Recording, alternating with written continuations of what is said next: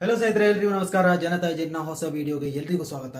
ಇವತ್ತು ಜನತಾ ಏಜೆಂಟ್ನಲ್ಲಿ ಹೊಸ ಒಂದು ವಿಚಾರವನ್ನ ಅಂದ್ರೆ ಜನರನ್ನ ಥ್ರಿಲ್ ಹೊಡಿಸುವಂತಹ ಒಂದು ವಿಚಾರವನ್ನ ನಿಮ್ಮ ಮುಂದೆ ಹೇಳಿಕೆ ಬರ್ತಾ ಇದ್ದೀನಿ. ಉತ್ತಮವಾದಂತಹ ಒಂದು ಮಾಹಿತಿ, ಕೊನೆಯವರೆಗೂ ನೋಡಿ. ಉಪಯುಕ್ತ ಅನಿಸಿದ್ರೆ ದಯವಿಟ್ಟು ಶೇರ್ ಮಾಡೋಕೆ ಮರಿಬೇಡಿ. ಮಾತ್ರ ಅಲ್ಲ, ನಿಮ್ಮ ಅಭಿಪ್ರಾಯಗಳನ್ನ ಇಲ್ಲಿ ಕಮೆಂಟ್ ಮಾಡೋಕ್ಕೂ ಮರಿಬೇಡಿ.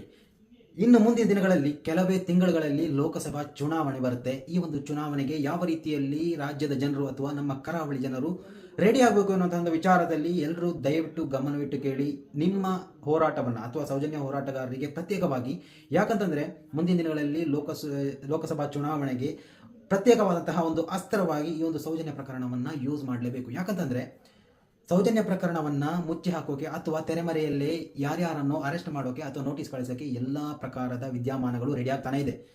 ನಾವಿಲ್ಲಿ ಹೋರಾಟ ಮಾಡ್ತಾನೆ ಇದ್ದೇವೆ, ಆದರೆ ಬೇರೊಂದು ತುದಿಯಲ್ಲಿ ಬೇರೊಂದು ಕ್ರಮ ಜರುಗ್ತಾನೆ ಇದೆ. ಆದರೆ ಮುಂದಿನ ದಿನಗಳಲ್ಲಿ ಇವೆಲ್ಲವೂ ವ್ಯಕ್ತವಾಗಿ ಗೊತ್ತಾಗುತ್ತೆ. ಆದರೆ ನಮ್ಮ ಮುಂದಿರುವ ಒಂದೇ ಒಂದು ಅಸ್ತ್ರ ಅಂದರೆ ಲೋಕಸಭಾ ಚುನಾವಣೆ. ಲೋಕಸಭಾ ಚುನಾವಣೆಯಲ್ಲಿ ಯಾವುದಾದೊಂದು ಪಕ್ಷ ಅಥವಾ ಕಾಂಗ್ರೆಸ್ ಇರ್ಬೋದು, ಬಿಜೆಪಿಗೆ ಸದ್ಯಕ್ಕಂತೂ ಯಾವುದೇ ಹೋರಾಟಗಾರರ ಅಗತ್ಯ ಖಂಡಿತವಾಗಿಯೂ ಕಾಣ್ತಾ ಇಲ್ಲ. ಯಾಕಂತಂದರೆ ಬಿಜೆಪಿಯ ಕೈಯಲ್ಲಿ ದೊಡ್ಡದಾದಂತಹ ಒಂದು ಅಸ್ತ್ರವಿದೆ ಎಂದು ಅವರು ಆ ಒಂದು ಭ್ರಮಾಲೋಕದಲ್ಲೇ ಇದ್ದಾರೆ. ಯಾವುದು ಅಂದರೆ ಅಯೋಧ್ಯೆ.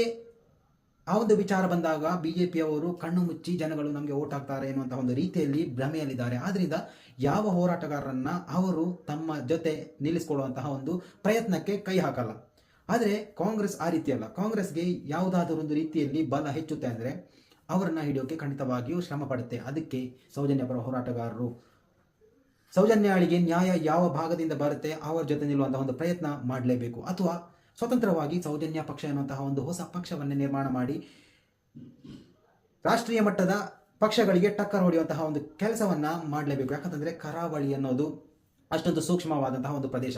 ಈ ಒಂದು ಪ್ರದೇಶದಲ್ಲಿ ಇಷ್ಟೊಂದು ಹೋರಾಟಗಳು ನಡೆದರೂ ಈ ಯಾವುದೇ ಒಂದು ರೀತಿಯಲ್ಲಿನ ಹೋರಾಟಗಳಿಗೆ ರಿಯಾಕ್ಷನ್ ನಡೀತಿಲ್ಲ ಅಂದರೆ ಇದಕ್ಕೆ ನಾವು ಅವರ ರೀತಿಯ, ಯಾಕಂದರೆ ಒಂದು ಮುಳ್ಳನ್ನು ಮುಳ್ಳಿಂದಲೇ ತೆಗಿಬೇಕು ಅನ್ನೋಂತಹ ಒಂದು ರೀತಿ ಏನಿದೆ ಅದನ್ನು ಅವರ ಮೇಲೆ ಪ್ರಯೋಗಿಸುವಂತಹ ಒಂದು ಪ್ರಯತ್ನವನ್ನು ನಾವು ಮಾಡಲೇಬೇಕು. ಯಾಕಂತಂದರೆ ಇದು ಬಲು ದೊಡ್ಡ ಅವಕಾಶ. ಇದನ್ನು ಕೈ ಚೆಲ್ಲಿದ್ರೆ ಮುಂದೊಂದು ದಿನ ದೊಡ್ಡ ರೀತಿಯಲ್ಲಿ ಪರಿತಪಿಸಬೇಕಾದಂತಹ ಒಂದು ದಿನಾನೂ ಬರ್ಬೋದು. ಆದ್ದರಿಂದ ಈ ಒಂದು ಲೋಕಸಭಾ ಚುನಾವಣೆಯನ್ನು ಬ್ರಹ್ಮಾಸ್ತ್ರವಾಗಿ ಉಪಯೋಗಿಸಿಕೊಂಡು ಈ ಒಂದು ಚುನಾವಣೆಗೆ ಮೊದಲೇ ಎಲ್ಲ ರೀತಿಯ ವಿಚಾರಗಳನ್ನು ನಾಯಕರುಗಳಲ್ಲಿ ಮತ್ತು ಕಾರ್ಯಕರ್ತರಲ್ಲಿ ಸ್ವತಂತ್ರವಾಗಿ ಈ ಒಂದು ವಿಚಾರವಾಗಿ ಚರ್ಚಿಸಿ ಮುಂದಿನ ನಡೆಯನ್ನು ತೀರ್ಮಾನವನ್ನು ತೆಗೆದುಕೊಳ್ಬೇಕು.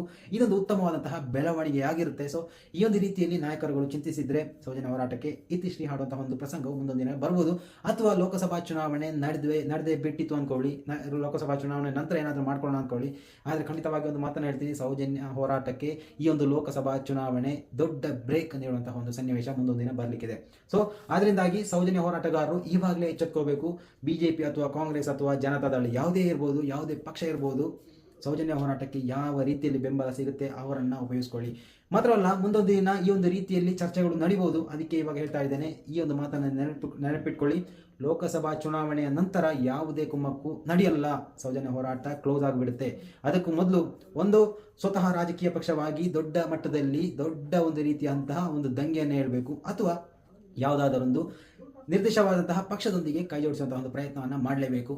ಒಂದೊಂದು ಸತ್ಯ, ಬಿಜೆಪಿಯೊಂದಿಗೆ ಯಾವುದೇ ರೀತಿಯ ಹೊಂದಾಣಿಕೆ ಸದ್ಯದ ಪರಿಸ್ಥಿತಿಯಲ್ಲಂತೂ ಅಸಾಧ್ಯ. ಯಾಕಂತಂದರೆ ದೊಡ್ಡ ಪಕ್ಷವಾಗಿ ತಾನೊಬ್ಬನೇ NDA ಜೊತೆ ಮೈತ್ರಿ ಪಕ್ಷವಾಗಿದ್ದರೂ ಬಿಜೆಪಿ ಒಂದೇ ಒಂದು ಪಕ್ಷ ಬಹುಮತದಿಂದ ಗೆಲ್ಲಕ್ಕಿದೆ ಅನ್ನುವಂತಹ ಒಂದು ಭ್ರಮಾಲೋಕದಲ್ಲಿ ಅವರಿದ್ದಾರೆ. ಸೊ ಆದ್ದರಿಂದ ಅವರ ಜೊತೆ ಹೊಂದಾಣಿಕೆ ಅಸಾಧ್ಯವಾದರೂ ಇನ್ನಿತರ ಪಕ್ಷಗಳಾದಂತಹ ಕಾಂಗ್ರೆಸ್ ಇರ್ಬೋದು ಅಥವಾ ಇನ್ನಿತರ ಯಾವುದೇ ಪಕ್ಷಗಳಿರ್ಬೋದು, ಅವರ ಜೊತೆ ಹೊಂದಾಣಿಕೆ ಇನ್ನೂ ಪಾಸಿಟಿವ್ ಆದಂತಹ ಒಂದು ಸಂದರ್ಭ. ಅದು ಆಗಿಲ್ಲ ಅಂದರೆ ಸ್ವತಂತ್ರವಾದಂತಹ ಸೌಜನ್ಯ ಎನ್ನುವಂತಹ ಹೆಸರಿನಲ್ಲೇ ಒಂದು ಪಕ್ಷವನ್ನು ರೂಪಿಸಿ ರಾಜ್ಯದಾದಂತಹ ದೊಡ್ಡ ಮಟ್ಟದಲ್ಲಿ ಈ ಒಂದು ಇಶ್ಯೂವಿನಲ್ಲಿ ಲೋಕಸಭಾ ಚುನಾವಣೆಯನ್ನು ಮುಂದೆ ನೋಡುವಂತಹ ಒಂದು ಪರಿಸ್ಥಿತಿಗೆ ಬಂದರೂ ಅಚ್ಚರಿ ಅಂತ ಹೇಳಲಿಕ್ಕೆ ಸಾಧ್ಯ ಇಲ್ಲ. ಸೊ ಈ ಒಂದು ಲೋಕಸಭಾ ಚುನಾವಣೆಯನ್ನು ಉತ್ತಮವಾಗಿ ಉಪಯೋಗಿಸಿಕೊಳ್ಳುವಂತಹ ಆ ಒಂದು ಸನ್ನಿವೇಶ ನಮ್ಮ ಮುಂದೆ ಬರ್ತಾ ಇದೆ. ಅದನ್ನು ಸದುಪಯೋಗ ಪಡಿಸಿಕೊಳ್ಳೋಣ.